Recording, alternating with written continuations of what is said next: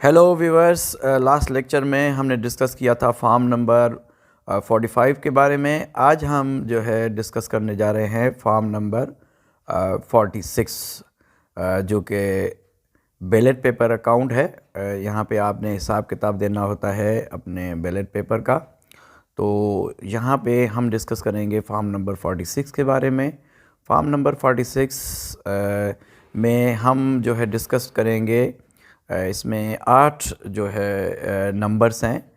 Number 1 ये नज़र आ रहा है आपको, नंबर 2, नंबर 3, नंबर 4, 5, 6, 7, 8, इनके बारे में हम डिस्कस करेंगे। यहाँ पे ऊपर ये वही जो है हल्के का नंबर और नाम, जहाँ जहाँ जिस हल्के में आप हैं वहाँ का जो है नंबर और नाम आएगा। यहाँ पे वही पोलिंग स्टेशन का नंबर और नाम आपने लिखना है। आगे हम डिस्कस करेंगे नंबर 1। अगर आप देखेंगे तो पोलिंग स्टेशन पर इस्तेमाल के लिए वसूल किए गए बैलेट पेपर।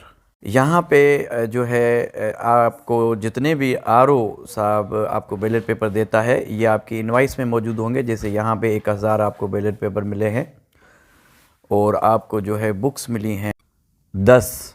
ठीक है, तो ये जो डेटा है ये डेटा आपको मिल जाएगी आपकी जो पैकिंग इनवाइस फॉर्म नंबर 36 है वहाँ से। तो ये ऑलरेडी आपके पास पूरी डेटा होगी। ये जो नज़र आ रही है पूरी की पूरी डेटा ये आपके पास ऑलरेडी जो आरओ ने आपको पैकिंग इनवाइस दिया है उसमें से मिल जाएगी। तो ये वहाँ से आप लिख लेंगे। जैसे कि यहाँ पे जो है 1000 बैलेट पेपर हैं, 10 बुक हैं और 3 बुक्स की ये सीरीज़ है। यहाँ पे आपने बुक की सीरीज़ लिखनी है। जो किताबें आपको मिली हैं, एक किताब आपकी 1 से लेके 5 है, 5 बुकें हैं। ये 12 और 13 2 बुकें ये हैं, 3 बुक्स ये हैं, 16, 17 और 18। और आगे हम देखेंगे, अच्छा जी, यहाँ पे जो बैलेट पेपर्स के नंबर हैं वो यहाँ पे लिखे गए हैं। जैसे जो 5 आपको बैलेट बुक मिली हैं उनमें जो बैलेट पेपर्स नंबर हैं वो 1 से लेके 500 तक हैं। जो 2 और बुक्स हैं उनमें 111 से लेके 1300 200 बैलेट पेपर ये हैं। जो तीसरी जो सीरीज़ है 3 बुक्स हैं 1501 से लेके 1800, 300 मीन्स जो है इसमें है। तो टोटल हमारे पास जो बैलेट पेपर आरओ साहब ने दिए हैं वो ये 1000 बैलेट पेपर आपको नज़र आ रहे हैं।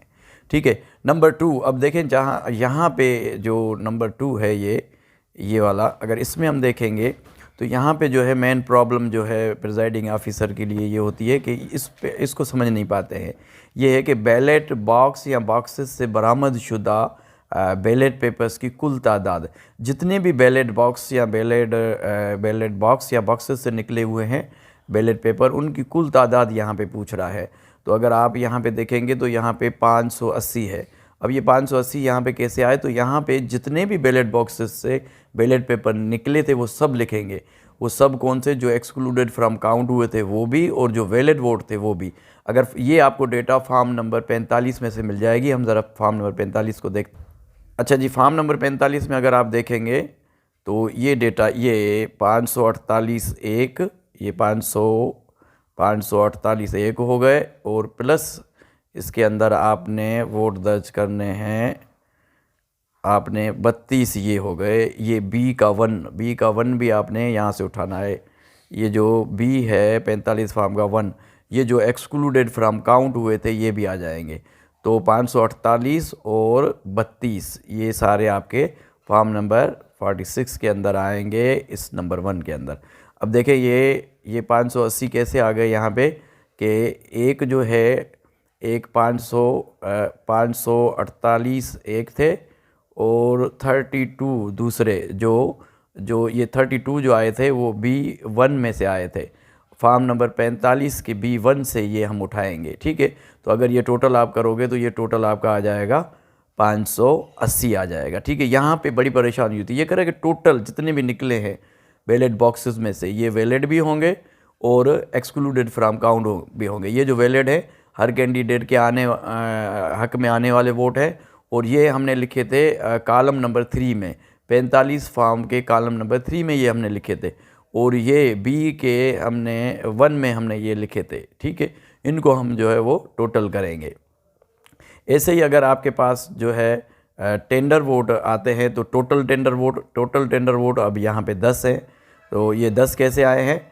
10 कुछ ऐसे आए हैं कि अगर हम कॉलम नंबर अगर हम 3 देखेंगे, कॉलम नंबर 4 देखेंगे 45 फार्म का, तो यहाँ पे देखें ये 8 नज़र आ रहे हैं आपको, ये नज़र आ रहे होंगे, ये 8 ये टोटल हैं, ये यहाँ से यूँ टोटल किए थे।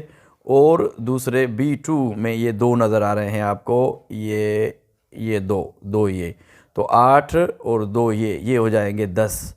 अगर हम फार्म नंबर 66 को देखेंगे तो यहाँ पे ये देखें 10 है। इसी तरीके से तो नेक्स्ट अगर देखेंगे तो चैलेंज वोट आता है, जो कि पैकेट नंबर 7 में हमने दौरान पोलिंग रखा था, और ये आपके कॉलम नंबर 5 में 45 के में हमने लिखा था, और ये जो टोटल हैं ये हम करेंगे तो ये 9 हैं।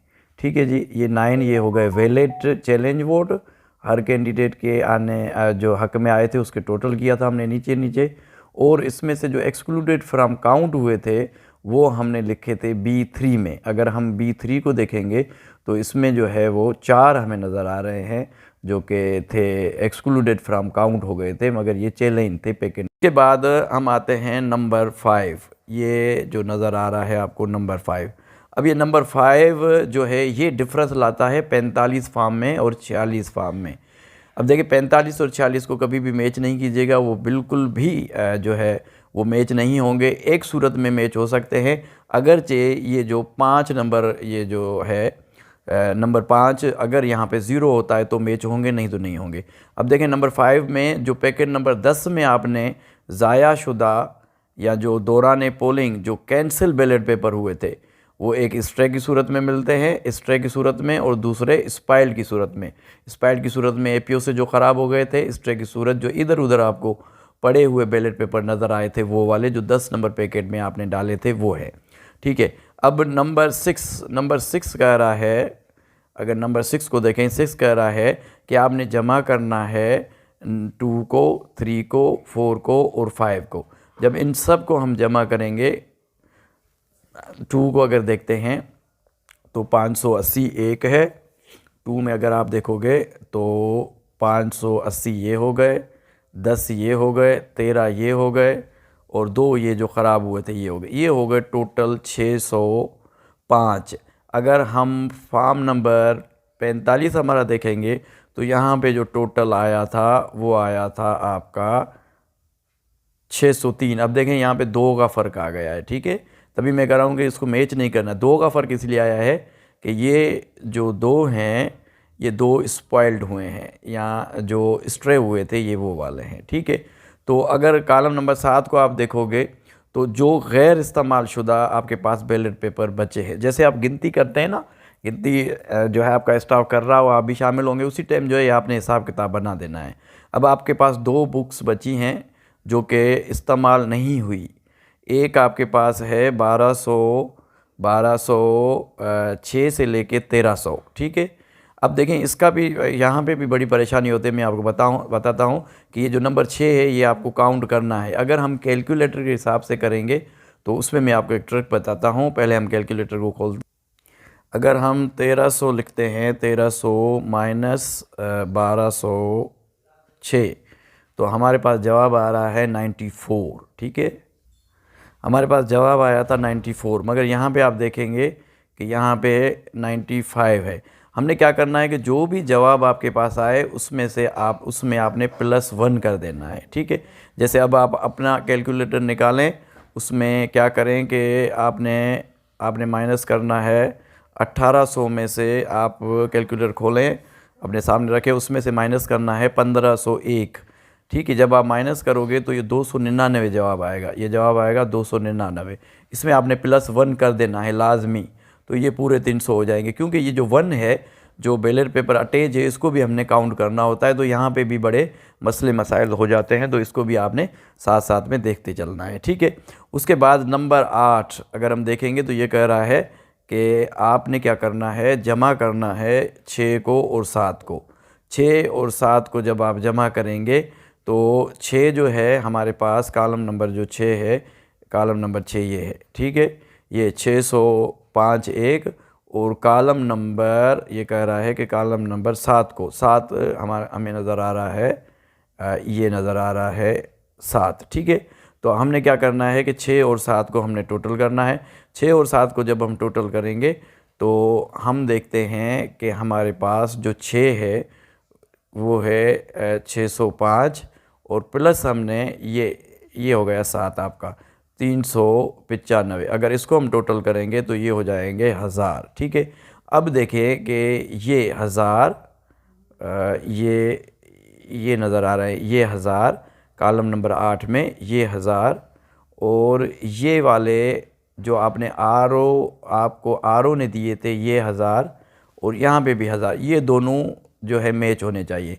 आर साहब ने आपको 1000 बैलेट पेपर दिए थे, आप 1000 बैलेट पेपर का हिसाब किताब जो है वो वापस कर रहे हैं। ठीक है, तो लास्ट में आप नीचे देखेंगे तो जो प्रिजाइडिंग ऑफिसर है, सीनियर असिस्टेंट प्रिजाइडिंग ऑफिसर, उसका नाम आएगा, उसका ओहदा, असली जो ओहदा है, लेक्चरर है, डॉक्टर है, वो आएगा, जो जाए तैनात है वो आएगी और NIC नंबर, सिग्नेचर होगी और अंगूठे का निशान लगेगा। नीचे रिमार्क्स अगर कोई आपको नज़र आ रहा है कि किसी बैलेट पेपर के अंदर कोई एक पेपर मिस है तो वो रिमार्क्स आप दे सकते हैं, कोई डुप्लीकेट है या कोई भी रिमार्क्स आप दे सकते हैं। अगर रिमार्क्स नहीं है तो आपने नहीं देने। यहाँ पे आपने तारीख़ लिखनी है, यहाँ पे आपने जगह लिखना है। तो ये हमारा हो गया 46 form. Thank you so much.